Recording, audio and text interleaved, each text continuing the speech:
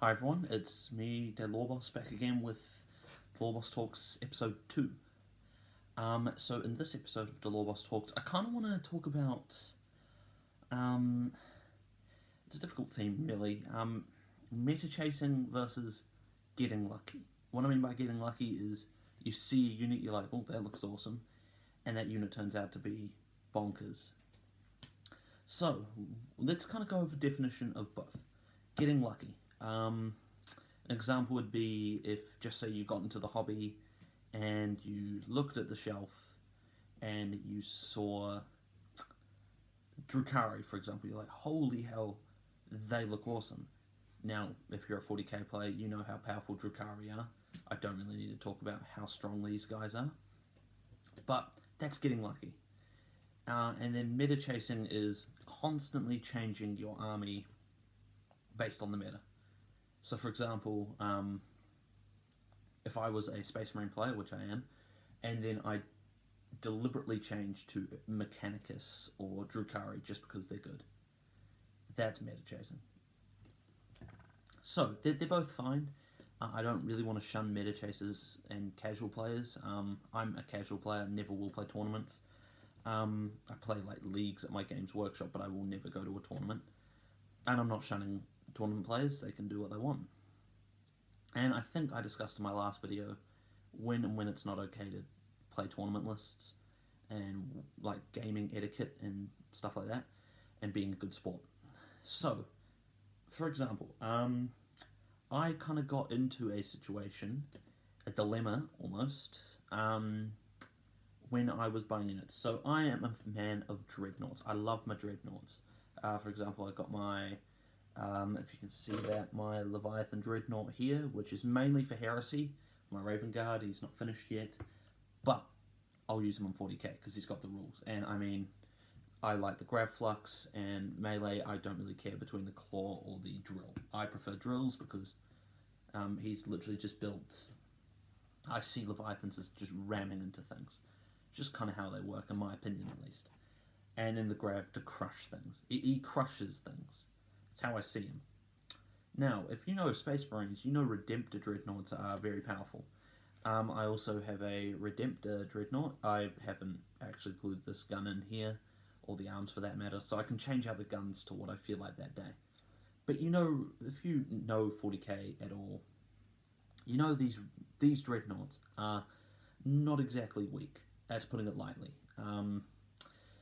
I'm playing a league with some friends over lockdown on TTS, and I decided, well, this is actually competitive, so I'm going to actually use a Redemptor.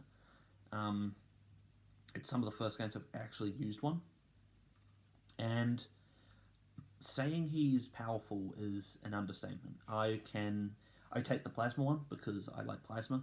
I like the risking it for the biscuit, but I like blowing stuff up, and the plasma does that so well against any unit really. You just point it at a unit and it just goes kaboom. Not to mention he's also got, like, I'll tell you how many weapons. 1, 2, 3. He's got 4 weapons plus his hand. He's got 5 weapons on this 13 wound, I don't even, almost 200 point model, or just over. It's quite cheap for what he does. Whereas then you got the Leviathan, who's still powerful, don't get me wrong, but this guy, I mean, let's be real here. If you were to put these two up against each other, he would win out on tanking it because he's got an invuln save. But this guy's damage output is just insane.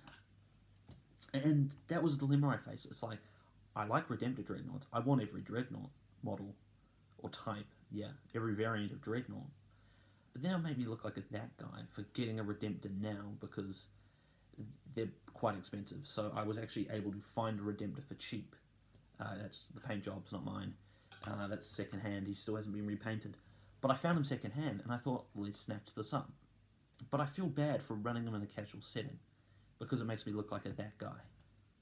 Now, the next example I want to talk about is the Indomitus box. So, if you bought the Indomitus box, you know that one of the most infamous units in that box was the Humble Eradicator. These are a unit which I felt guilty for playing.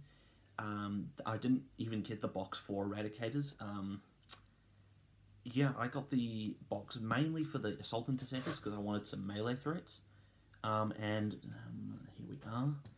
The Blade Guard Veterans. These are the guys I wanted. I love Swords and Shields and I love Knights, so I thought, well, those are literally Space Marine Knights in Primaris form, so let's snatch them up. Now, once again, if you know anything about 40k, you just know how strong Blade Guard are. They are a bit scary, to be completely honest, but I don't run them in I run Blade Guard, so there's no hiding behind the fact that I don't run them in the right chapter. I run Ultramarine Successors all the time. I'm never going to change that. Maybe to Raven Guard, just because I like Raven Guard, like Heresy. So that's meta. Like, I felt really bad for getting my Redemptor and my Blade Guard Veterans because they are considered creme de la creme of units. Blade Guard are still really powerful, but I feel Redemptors aren't in the Blade Guard situation where it's hard to counter them. You just point, like, if I'm being honest, you get a squad of Eradicators, for example, just point the melter guns at him and he goes. Whereas these guys can probably tank Eradicators shooting.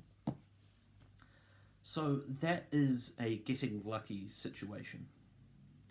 Now, with a league that was meant to be coming up for the store before old COVID-19 hit, I decided I was going to be running I wanted a powerful list. So I decided that I am going to need to invest in some of these fellas, aggressors. I bought these specifically for competitive play, or not competitive, league play. I barely play them in a casual setting. In fact, I don't think I actually used my Boltstorm aggressors in a casual setting. I've only used the Flamer ones. But those guys are painful to play against. And that is what I feel is meta chasing, is buying a unit just to kick butt. So I bought Indomitus because I thought Blade Guard and the Blade Guard heroes were awesome. And a Primaris Chaplain. I bought them because I thought they looked cool.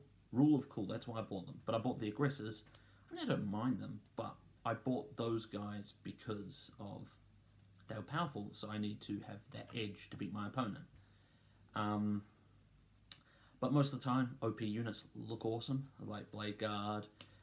I'm not a fan of Eradicators. I don't really like Gravis armor stuff. That's just me, right? You can have your own opinion. I personally don't like Gravis. Terminators all the way. But you've got the old Dreadnoughts, and I'm going to be getting them for any reason. I don't care if they're powerful. That's a rule of cool as well. So, what's the conclusion of this video? I would like to say that don't give smack to someone who actually just bought an army because they thought that looks awesome. Like, if someone bought an AdMech army because they like steampunk, all for them, they can do that. That's awesome. Good on them. And, you know, it's casual. But there has to be a line drawn for, okay, I'm going to buy some Eradicators just because they're powerful. That's the sole reason I'm buying my Eradicators, is because they are powerful. And I want to kick butt at a local, I don't want to say local, casual setting. But then, alternatively, if you're in a league and you want a unit for a league, purchasing those aggressors, for example, was kind of like, okay, that's fine because it's going to be used in a competitive setting. So that's going to do it for this one, everyone. I hope you enjoyed. So if you enjoyed the video, like and subscribe. Comment down below any video ideas. I'm actually planning on making a Discord server for the channel. So if you're interested in joining that, feel free. I will actually leave a link down below in this video. So, yeah, stay safe, everyone, and have a great one.